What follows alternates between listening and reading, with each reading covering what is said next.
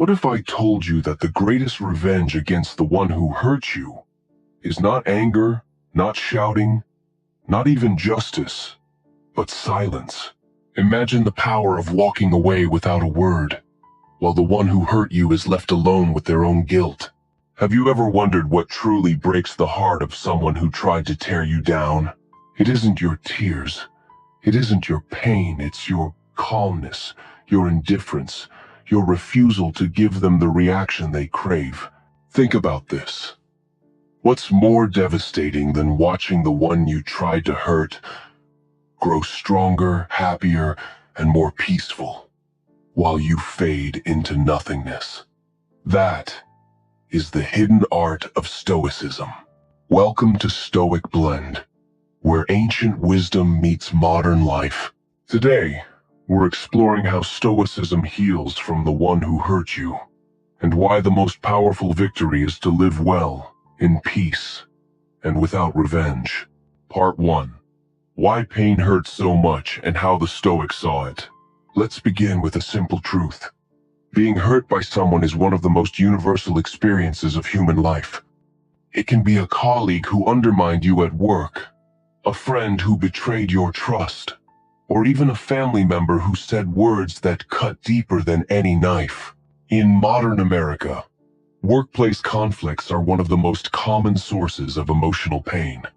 Imagine working tirelessly for a promotion, only to find out that a coworker sabotaged your reputation. Or think about family gatherings that end in arguments, where hurtful words linger far longer than the meal itself. Why do these wounds stay with us? Because human beings crave recognition, fairness, and belonging. When the one who hurt you violates that, it feels like they've stolen a piece of your identity. The Stoics, however, saw pain differently. Marcus Aurelius wrote, "Choose not to be harmed and you won't feel harmed. Don't feel harmed, and you haven't been." This isn't denial. It's a radical shift in perspective. The Stoics believe that the hurt itself is not what destroys us. It is our interpretation, our response, our decision to relive that pain in our minds. So the first healing lesson is this. Pain is inevitable, but suffering is optional. Part 2.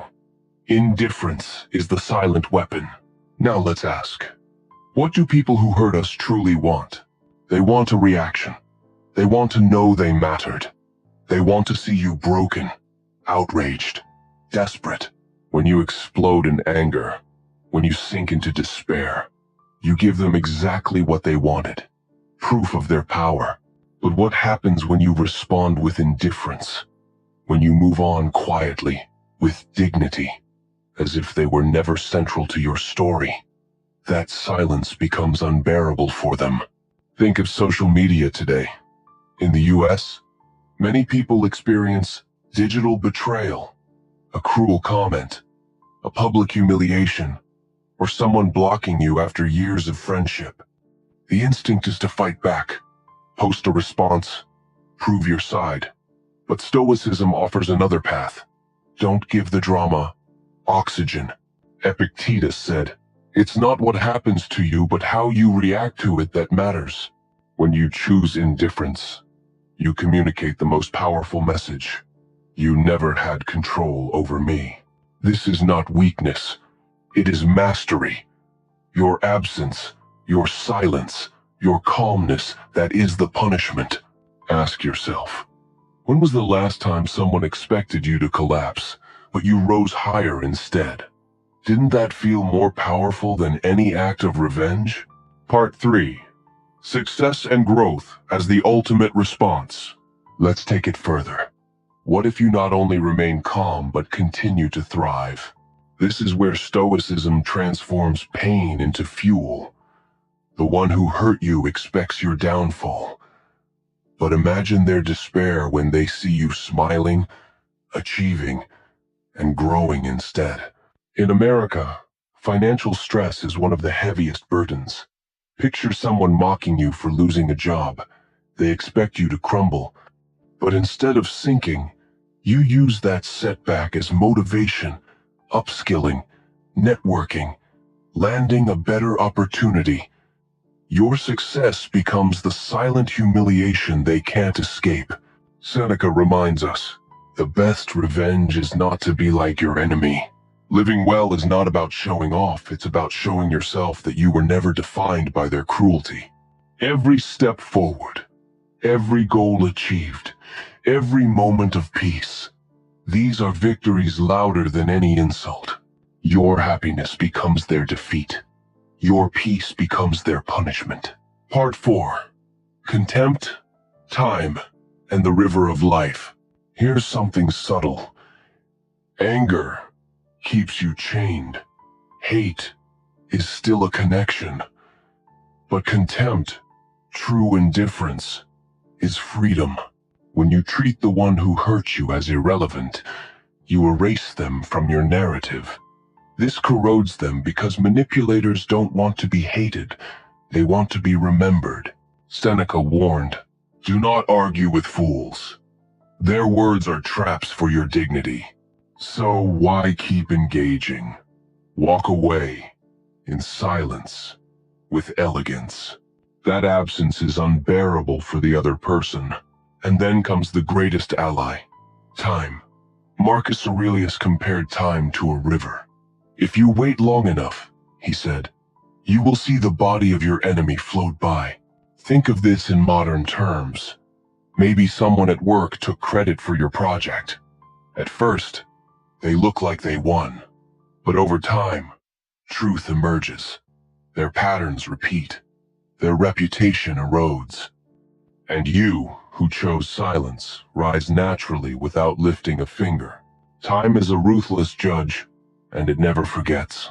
Part 5. Healing yourself, not hurting them. We must be careful here. Stoicism is not about plotting silent revenge. It is about reclaiming your peace. The greatest victory is not reducing the one who hurt you, it is freeing yourself from their grip. In today's America, digital overload magnifies pain. We replay texts, rewatch photos, reread cruel messages. But Epictetus reminds us, you have power over your mind, not outside events. That means you can choose to redirect attention.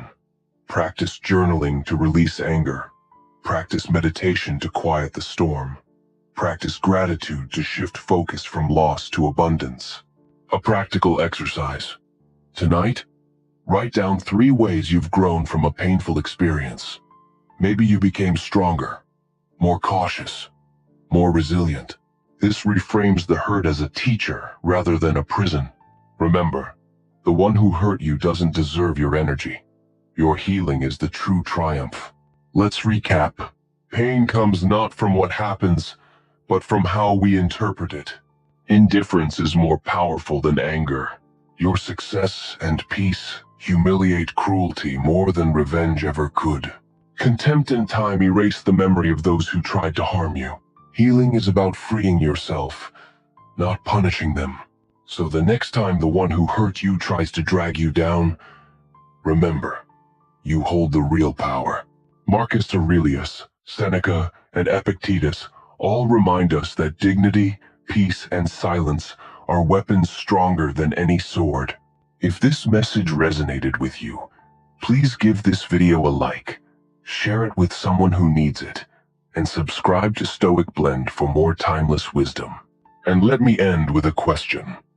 Which Stoic lesson do you believe is hardest to apply when someone hurts you? Indifference, success, or silence? Leave your answer in the comments below.